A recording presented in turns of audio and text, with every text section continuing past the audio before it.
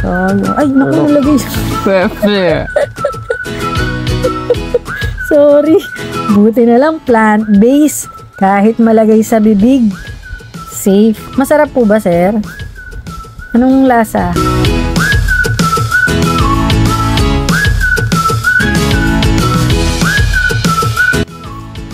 Ayan. So, gagamit tayo ng vegan rejuvenating set. So, this is plant-based. Ayan. Pati yung kanilang pouch ay plant-based. Okay. And then, may mga kapapilan. Ayan. So, mamaya na natin i-reveal kung sino si client. Okay. Si client. Si user pala. Sorry. So, meron siyang cream, day cream, and ay, nalaglag. Bale, gabi naman, hindi pa natin gagamitin. And then, merong night cream. Tapos, merong toner. Yan, vegan toner.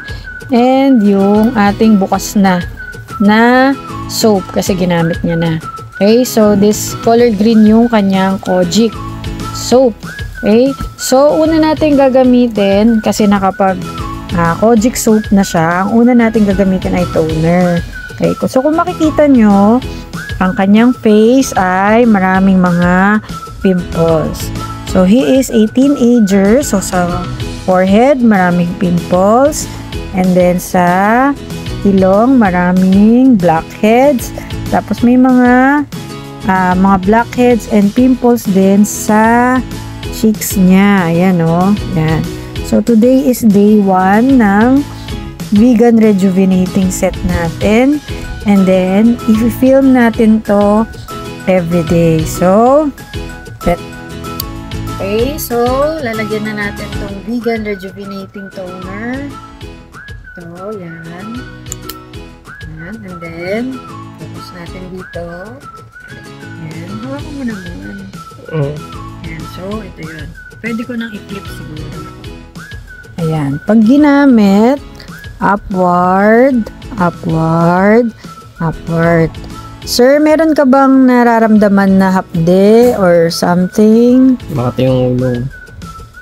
Hindi, habang nilalagyan ka, makate. Hindi, kanina pa yan. So makati na pala talaga kanina pa. So yan, so natapos na tayo sa forehead and then let's go to the nasaan na yung toner? To the nose naman. Right? So, makikita niyo yung nose. Maraming maraming blackheads. Okay, upward, upward. Dito tayo. Upward, upward, upward. Yan. Dito, meron din siya mga blackheads. Okay. Yung model natin tumatawa. So, dito madami siya. Yan. So, siguro dito medyo dagdagan pa natin. No? Or mag-change na tayo ng cotton. Yan. Ito lang. Hirap eh. Isang kamay. Yan. Okay. And then, yan. So, ito dito yung cotton. Yan. Upward lang palagi. Siyempre, wag natin kakalimutan ang leeg. Okay, so we're done with the toner. Next natin is the vegan rejuvenate cream. Right? So, open natin. So, ito na yung ating vegan rejuvenate cream. Lalagyan natin yung kanyang face. So, sinabi, night. So, ito kahit manipis lang. Yun lang siya. And then, if i-film natin yung mga day 2, day 3, makikita natin 100% mawawala yung mga pimples na yan. Yan. Kasi to prepare them for school. Yan. Yan. Tapos, ano pa rin? Meron po bang hapde, sir, na nararamdaman? Wala po. Wala. Okay, so, yan. Ano lang, sobrang nipis lang dapat. Yan, dito madami talaga siya eh. Oh. Natatabihan ko yung ilaw. So, magkapatid po kasi sila. So, natatawa sila. So, ano ba ito? May ganun. So, para i-prepare ang kanilang skin sa pasukan. So, ayan. Actually, kapag makinis na lahat, pwede nyo rin siyang gamitin dun lang sa area na may pimple. Ganun. Ayan. So, huwag kakalimutan yung leeg.